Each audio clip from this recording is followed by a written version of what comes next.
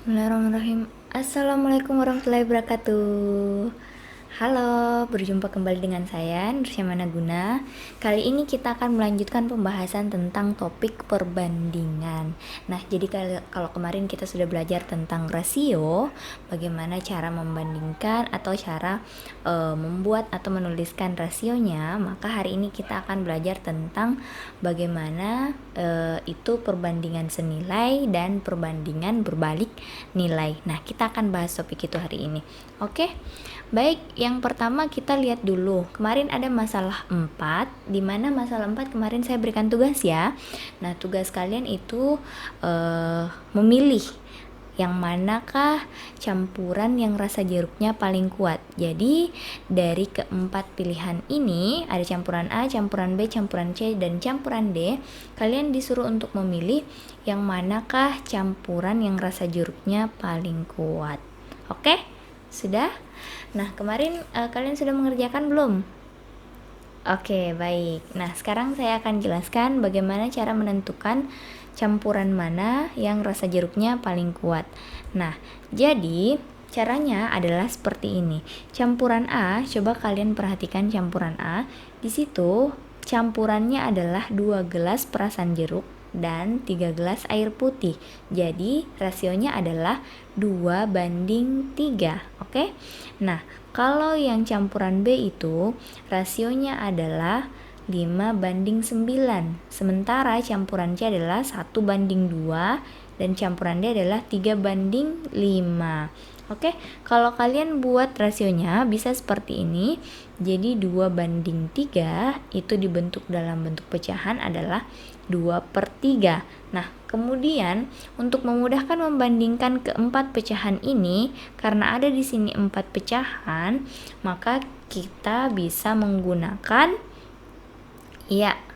menyamakan penyebutnya.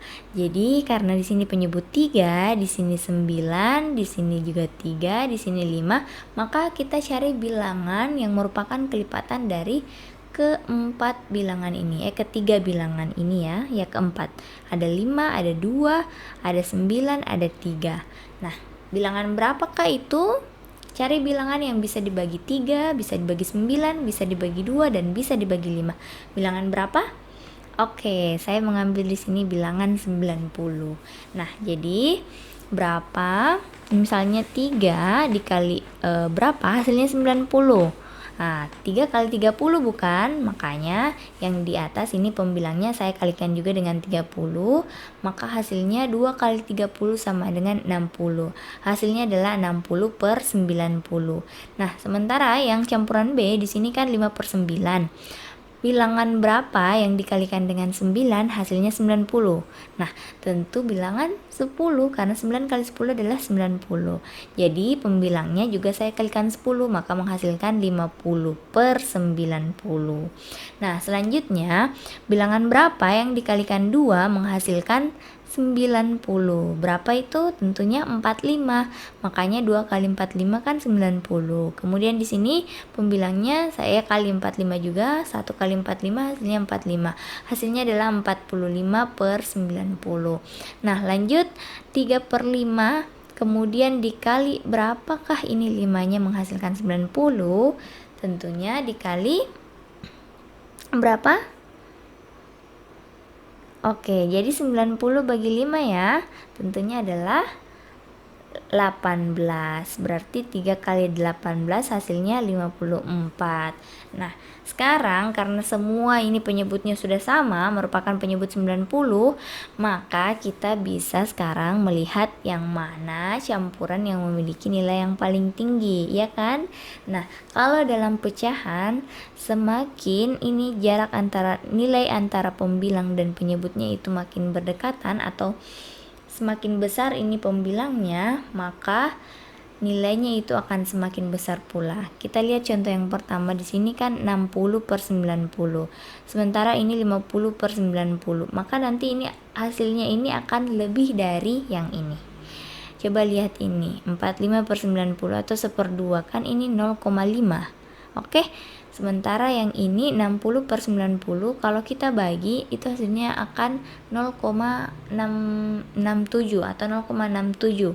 Nah, maka campuran A merupakan campuran yang memiliki rasa jeruk yang paling kuat di antara yang lain. Oke, karena campuran A itu nilainya lebih besar daripada campuran yang lain. Coba lihat angkanya, ini 60/90, ini 50, ini 45, ini 54. Berarti yang paling kuat adalah campuran A, kemudian campuran D, kemudian campuran B, kemudian campuran C. Oke. Bisa ya? Oke, baik. Nah, kita lanjut di perbandingan. Nah, apa sebenarnya itu perbandingan? Definisi perbandingan adalah proses membandingkan nilai dua buah besaran yang sejenis. Proses membandingkan nilai dua buah besaran yang sejenis. Besaran itu apa saja? Nah, jadi kalau kita belajar di SD, kita sudah belajar tentang satuan besaran atau satuan ukur panjang. Nah, kalau besaran di sini ada beberapa macam. Ada besaran tinggi, ada berat, ada panjang, seperti itu ya. Kemudian satuannya itu ada macam-macam. Kita pernah belajar ada kilogram, ada liter, ada kalau tinggi itu sentimeter, atau kalau jarak itu menggunakan kilometer. Nah, seperti itu ya. Jadi semua itu merupakan besaran. Nah, tergantung kita mau lihat perbandingannya besaran apa saja. Nah, jadi untuk lebih jelasnya, ayo kita pelajari dulu apa itu perbandingan senilai. Nah, jadi kalau dalam perbandingan itu ada dua ya, ada perbandingan senilai dan ada perbandingan berbalik nilai. Nah, untuk yang pertama kita pahami dulu apa itu perbandingan senilai. Nah, coba kalian perhatikan contohnya di sini. Andi memiliki sepeda motor matic baru berkapasitas 125 cc. Dia tahu bahwa sepeda motor matic 125 cc itu memerlukan 1 liter Pertamax untuk menempuh jarak 43 km. Nah, tabel berikut ini menunjukkan banyaknya Pertamax dalam liter dan jarak tempuh. Nah, coba kita lihat di tabel. Banyaknya Pertamax itu, nah yang ini banyaknya Pertamax itu kalau dia buat tabelnya, kalau 1 liter Pertamax maka jarak tempuhnya adalah 43 km. Sementara kalau dia menggunakan 2 liter Pertamax maka jarak tempuhnya adalah 86 km. Kalau dia menggunakan 3 Pertamax maka jarak tempuhnya adalah 129 km. Nah, sekarang dalam perbandingan senilai, kalian coba bandingkan besaran pertama. Besaran pertama di sini adalah satuannya itu liter. Coba kita bandingkan ya. Jadi tentunya 1 berbanding 2, ya kan? Nah, 1 berbanding 2. Nah, lanjut di sini jarak yang ditempuh dalam kilometer. Kalau kita tadi bandingkan 1 dengan 2, maka kita bandingkan juga ini. 43 banding 86. Apakah sama hasilnya? Berarti kalau yang ini 43 berbanding 86. Nah, ini hasilnya berapa? Masing-masing kalian coba bagi, ini bagi 43, ini juga dibagi 43, tentu hasilnya adalah 1/2. Nah, karena nilainya sama, maka dia itu senilai. Oke? Karena dia semakin ini ke bawah, ini semakin ke kanan, misalnya ini semakin besar nilainya, maka ini semakin besar pula nilainya. Lihat ya, 1 menjadi 2, 2 menjadi 3, 3 menjadi 4. Nah, kemudian ini 43 menjadi 86, 86 menjadi 129, 129 menjadi 172. Berarti sama-sama ya, semakin membesar. Berarti itulah perbandingan senilai. Nah, lihat perbandingannya, apakah sebanding? Tentunya sebanding. Tadi di sini 1/2 rasio antara besaran liter, kemudian di sini jarak itu juga 1/2, makanya dia senilai. Oke? Bisa paham untuk perbandingan senilai ya? Oke. Nah, baik, kita lanjut di apa sebenarnya itu perbandingan senilai? Jadi dari hasil tabel tadi kita bisa lihat bahwa perbandingan senilai itu perbandingan yang memiliki sifat jika nilai besaran pertama semakin besar, maka nilai besaran kedua juga semakin besar. Nah, demikian pula sebaliknya. Jadi kalau besaran yang pertama itu lebih kecil atau semakin kecil, maka besaran kedua juga harusnya semakin kecil. Itu ya perbandingan senilai. Jadi selalu bertambah, nah berarti besaran yang lain bertambah, selalu seiring jalannya. Jadi selalu sama-sama bertambah atau sama-sama berkurang. Oke, bisa ya, paham ya? Nah, selanjutnya kita bahas tentang apa sih itu perbandingan berbalik nilai. Nah, contohnya di sini, Alan mengendarai sepeda motor dan menempuh jarak 480 km ketika mudik. Setiap kali mudik, dia mencoba dengan kecepatan rata-rata yang berbeda dan mencatat lama perjalanan. Nah, tabel ini coba kalian lihat, ini tabel yang menunjukkan bagaimana kecepatan rata-rata Alan dan waktu yang ditempuh pada tiap kecepatan rata-rata tersebut. Nah, sekarang kita lihat dulu bagaimana kecepatan rata-rata yang pertama, kemudian yang kedua. Berarti di sini ada 80 menjadi 75 menjadi 60 kemudian menjadi 40. Berarti ini semakin menurun nilainya. Nah, kalau ini 6 ke 64, kemudian ke 8, kemudian ke 12. Berarti kebalikannya ya, dia menurun ke kiri.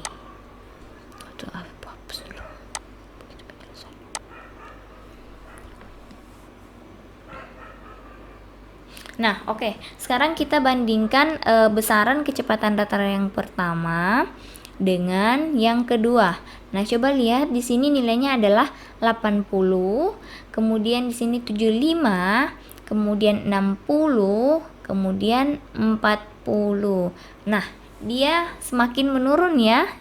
Semakin menurun nilai kecepatannya. Sementara yang ini waktunya itu semakin naik atau semakin membesar, ya kan? Semakin besar ini nilainya. Nah, sekarang kita lihat bagaimana perbandingannya. Kalau misalnya yang ini kita bandingkan dengan yang ini, yang ketiga dengan yang keempat, berarti kita bisa peroleh 60 per 40. Nah, ini sama dengan 6 per 4 atau 3 per 2. Nah, lanjut, berarti kalau kita bandingkan tadi 3 dan 4, maka kita bandingkan juga yang ini. Berarti 8 per 12. Hasilnya adalah 4 per 6 atau 2 per 3. Nah, berarti hasil rasionya adalah 3 per 2 untuk kecepatan rata-rata, kemudian waktu itu 2 per 3. Nah, artinya dia adalah perbandingan berbalik nilai. Oke? Bisa ya? Nah, jadi kita simpulkan perbandingan berbalik nilai adalah perbandingan yang memiliki sifat jika nilai besaran pertama semakin besar, maka nilai besaran kedua itu juga semakin kecil. Demikian pula sebaliknya. Oke, bisa? Ya, baik. Nah, kita lanjut di pembahasan. Oke, masih ada.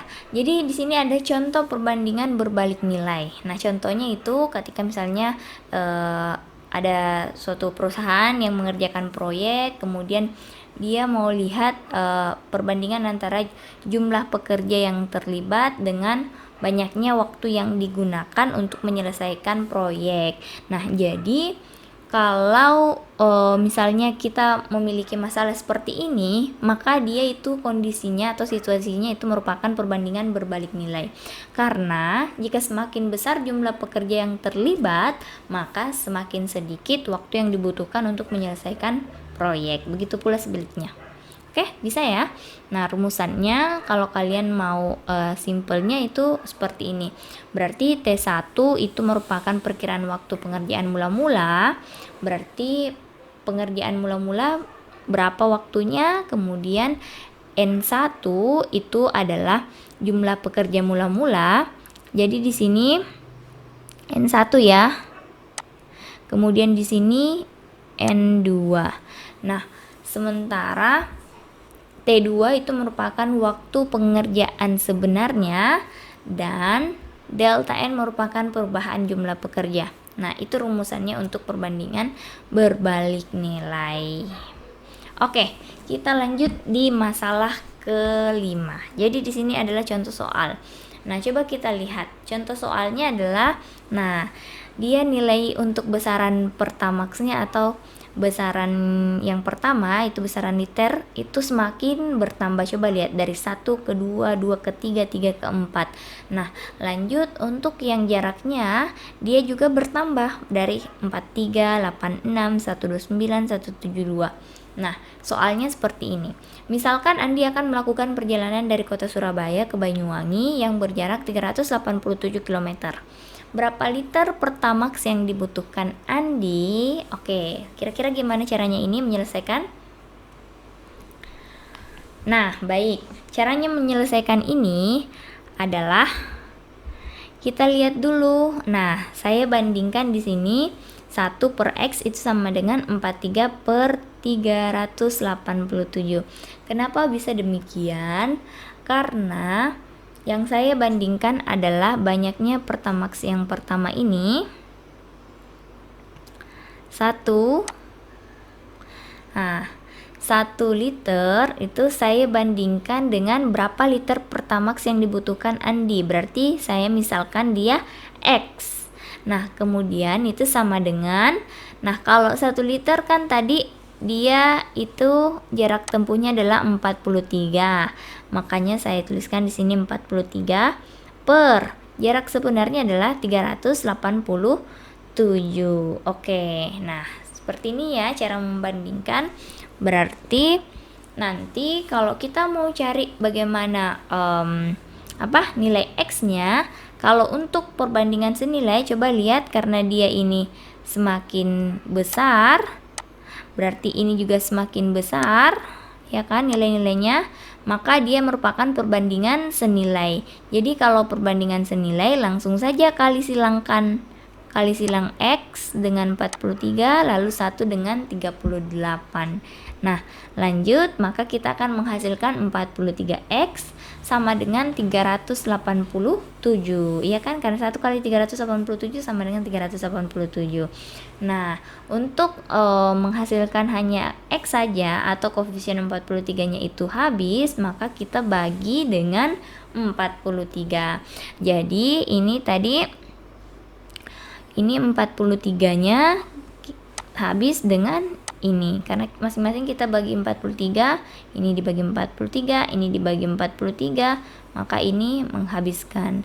Ini kalau dibagi 43, kalau ini 387 dibagi 43, maka akan menghasilkan 9. Jadi hasilnya adalah 9 liter Pertamax. Andi membutuhkan 9 liter Pertamax untuk sampai ke kota Banyuwangi. Mudah bukan? Jadi intinya kalau perbandingan senilai langsung saja bandingkan besaran pertama. Oke, seperti tadi ini 1, kemudian misalnya di sini ada X yang dicari. Nah, berarti jaraknya untuk X itu adalah 387, maka kalian langsung saja bandingkan 1 banding X sama dengan itu 43 banding 387. Untuk menyelesaikannya langsung kali silang. Ingat ya, kali silang kalau perbandingan senilai. Itu tipsnya. Kali silang saja langsung jika perbandingan senilai. Oke, bisa ya? Nah, selanjutnya kita lihat contoh masalah ke-6. Jadi di sini ada kecepatan rata-rata, kemudian ada waktunya. Jadi di sini coba lihat kecepatannya itu semakin berkurang. Semakin berkurang ya. Oke. Nah, berarti yang ini waktunya itu semakin bertambah. Berarti semakin bertambah. Nah, berarti dia berbalik nilai. Sekarang soalnya adalah Alan ingin mengetahui lama perjalanan yang ditempuh jika dia mengendarai sepeda motor dengan kecepatan rata-rata 50 km per jam. Jadi dia punya di sini 50 km per jam.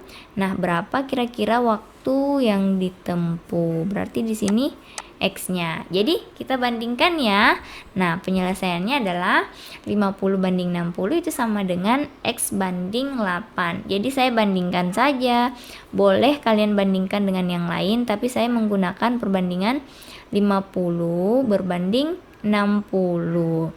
Kemudian sama dengan X berbanding 8. Kalau perbandingan berbalik nilai, maka kita kalikan saja langsung seperti ini. Berarti ini kali ini kali ini. Berarti 50X sama dengan 6 kali 8, 5 kali 8 40, 6 kali 8 48, 480. Jadi untuk menghabiskan koefisien X-nya berarti masing-masing kita bagi dengan 50. Hasilnya adalah, nah ini berarti coret 480 bagi 50 berarti adalah 9,6. Jadi Alan membutuhkan waktu selama 9,6 jam jika kecepatannya adalah 50 km per jam. Oke, bisa ya? Nah, sekarang kita lanjut di masalah ke-7.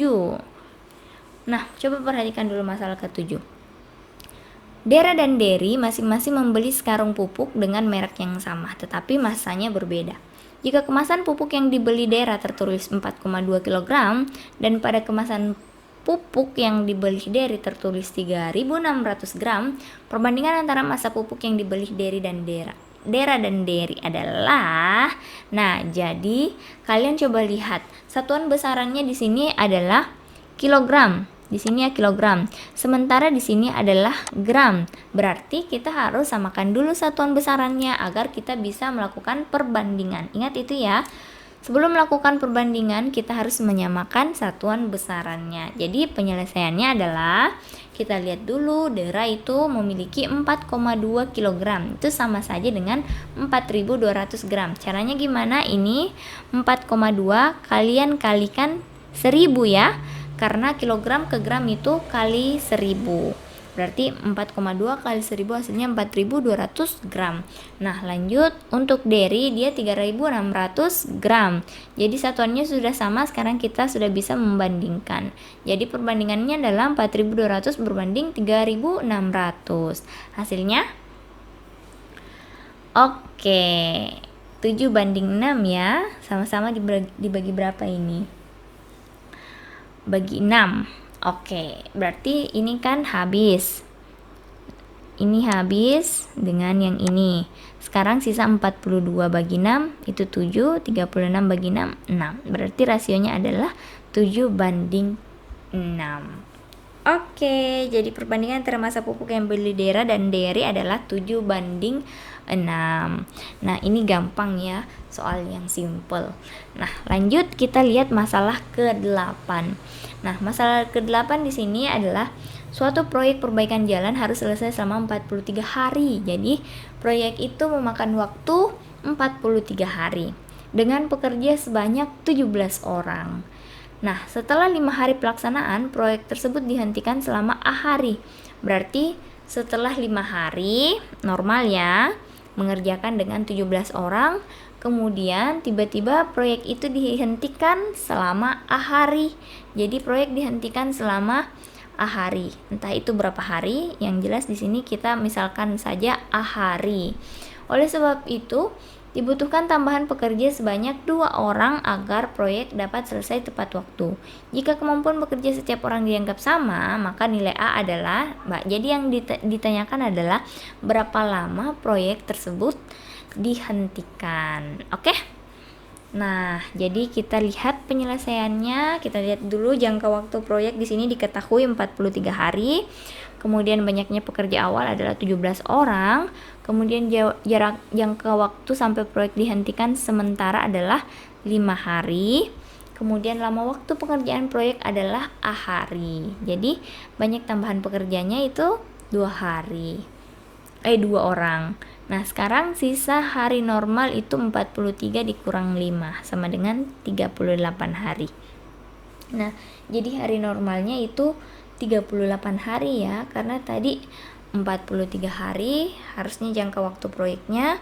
Kemudian setelah 5 hari pelaksanaan, 5 hari berarti dikurang 5 makanya 38 hari itu sisa hari normalnya 38 hari. Nah, selama 38 hari itu kita mau cari berapa hari dia pekerjaannya terhenti. Oke? Nah, sisa hari setelah masa penghentian adalah 38 dikurang A. Jadi ini setelah masa penghentian itu sisa 38 kurang A, ya kan? Karena kan dihentikan selama A hari. Jadi sisa hari setelah masa penghentian adalah 38 hari normalnya dikurang dengan penghentiannya. Berarti 38 kurang A. Untuk lebih jelasnya kita masukkan nilai-nilainya dalam tabel. Oke. Kalau ini banyaknya pekerja yang dibutuhkan agar proyek selesai tepat waktu adalah 17 tambah 2 sama dengan 19 orang. Ya, karena tadi kita membutuhkan tambahan pekerja 2 orang agar proyek dapat selesai tepat waktu. Nah, kita masukkan dalam tabel.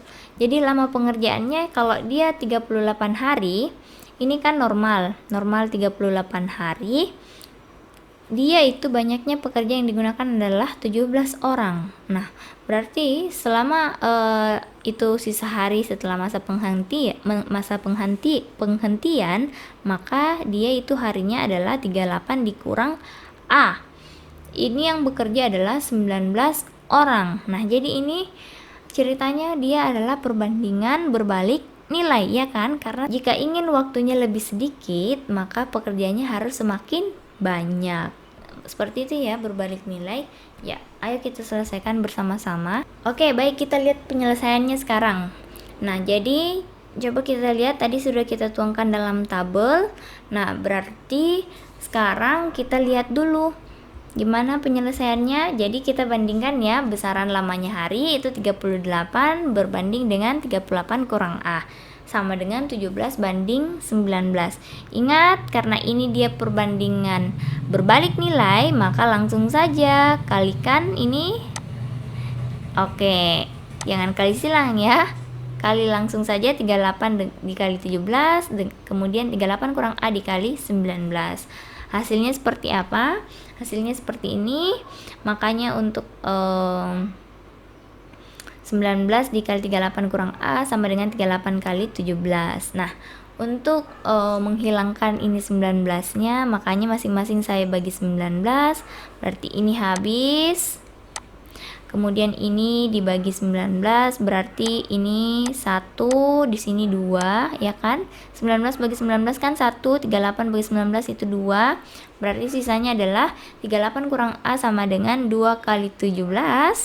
Kemudian 38 kurang A sama dengan 34. A sama dengan 38 kurang 34, ya kan? Karena ini A pindah ruas ini ke samping kanan, berarti jadinya A sama dengan 38 kurang 34 sama dengan 44. Begitu ya. Atau cara lainnya bisa seperti ini. 38 dikurang A, langsung kita tambahkan dengan A. Kalau mau dihabiskan, tidak. Caranya begini. 38 itu dikurang A. Oke, karena kita mau habis ini 34-nya ya.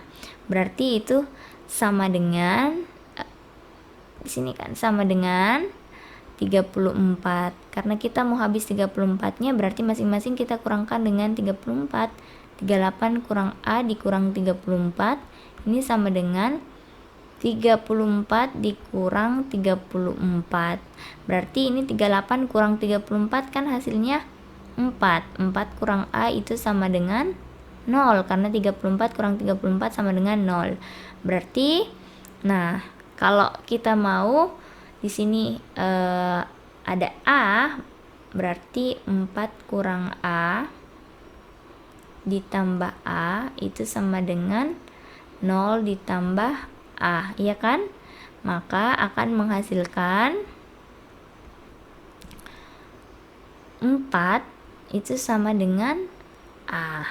Berarti ini habis 0 tambah A kan sama dengan A. Berarti 4 sama dengan A. Atau ini A sama dengan 4. Oke, begitu ya sebenarnya caranya, yang cara panjangnya. Tapi cara ringkasnya boleh langsung pindah ruaskan. Berarti ini pindah ruas ke kanan, berarti hasilnya A. Sementara ini pindah ruas ke kiri, berarti hasilnya minus 34. Berarti 38 kurang 34 itu sama dengan 4. Begitu ya. Nah, selanjutnya kita lanjut di masalah ke-9. Jadi di sini Nana mencoba membuat peta kota kelahirannya sedemikian rupa sehingga 5 cm itu mewakili 17 km pada jarak yang sebenarnya. Jika jarak antara rumah Nana dan stasiun kereta api pada peta adalah 3 cm, maka jarak sebenarnya antara rumah Nana dan stasiun kereta api adalah berapa? Jadi jarak sebenarnya yang mau dicari ya antara rumah Nana dengan stasiun kereta api. Oke, kita lihat dulu penjelasannya gimana.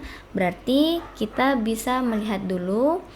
Berarti kalau Nana mencoba membuat peta kota kelahirannya sedemikian rupa sehingga 5 cm mewakili 17 km, maka ini satuannya, ini kilometer, adalah diubah menjadi cm agar kita bisa bandingkan dengan yang ini ya. Berarti 17 km sama dengan 1.700 cm. Oke? Pada jarak yang sebenarnya. Nah, jadi kalau skalanya kita bisa lihat skala itu sama dengan jarak pada peta per jarak sebenarnya. Jarak pada peta adalah berapa? 5 ya, yang mewakili tadi 5. Kemudian jarak sebenarnya itu adalah 1.700 cm. Berarti skalanya adalah 1 berbanding 340.000. Nah, sekarang setelah kita tahu skalanya berapa, maka kita sudah bisa mencari berapa jarak sebenarnya antara rumah Nana dan stasiun jika diketahui jarak pada peta adalah 3 cm, ya kan? Oke. Nah, di sini 3 cm ya. Oke, berarti jarak sebenarnya itu adalah jarak pada peta per skala. Berarti 3 per skalanya berapa? Maka hasilnya adalah 3 dibagi 1 per 340.000. Nah, 3 dikali 340.000 ya kan? Karena kan ini dibagi. Ceritanya di sini 3 dibagi 1 per 340.000. Nah, kalau kita mengerjakan pecahan dengan pembagian, maka boleh kita langsung balik saja. Berarti 3 dikali 340.000 per 1. Ini kan per 1 hasilnya kan tetap 340.000. Maka menjadilah seperti ini. 3 kali 340.000 hasilnya adalah 1.020.000 cm. Berarti jarak sebenarnya adalah dijadikan kilometer, berarti dibagi sini. Bagi 1 berapa? Dibagi berapa? Ya. 1.000, 10.000, 100.000 dan 1 juta. Berarti dibagi berapa dari cm ke kilometer? Oke, bagi 1.000, 10, 100.000 ya. Nah, maka komanya di sini. 10,2 km. Oke. Seperti itu ya cara menyelesaikannya. Nah, kemudian kita lihat di masalah 10. Kalau masalah 10 ini merupakan tugas bagi kalian. Jadi masalah 10 di sini ada Saskia membeli buah apel di supermarket sebanyak 4 buah dengan harga 28.000. Setelah sampai di rumah, Ibu Saskia ingin agar Saskia pergi kembali ke supermarket dan membeli tambahan apel sebanyak 13 buah. Jadi dia mau membeli lagi 13 buah apel ya. Maka berapa uang yang pas yang harus diberikan ibu kepada Saskia agar uangnya itu cukup dan tidak bersisa. Oke, jadi ibu harus memberikan uang pas nih kepada Saskia. Berapa kira-kira uang yang harus diberikan ibu? Nah, apakah kondisinya ini merupakan perbandingan senilai atau berbalik nilai? Oke, coba kalian pikirkan baik-baik ya. Kita bahas selanjutnya di pertemuan ketiga. Oke, silahkan dikerjakan dan jawaban kalian kita bisa cocokkan di pertemuan berikutnya. thank you so much for watching this video. Jadi terima kasih telah menonton, semoga ilmunya bermanfaat. Saya memperoleh beberapa materi ini dari referensi berikut ini. Kalian bisa akses juga untuk lebih jelasnya. Nah, terima kasih untuk hari ini. See you in the next meeting. Assalamualaikum warahmatullahi wabarakatuh.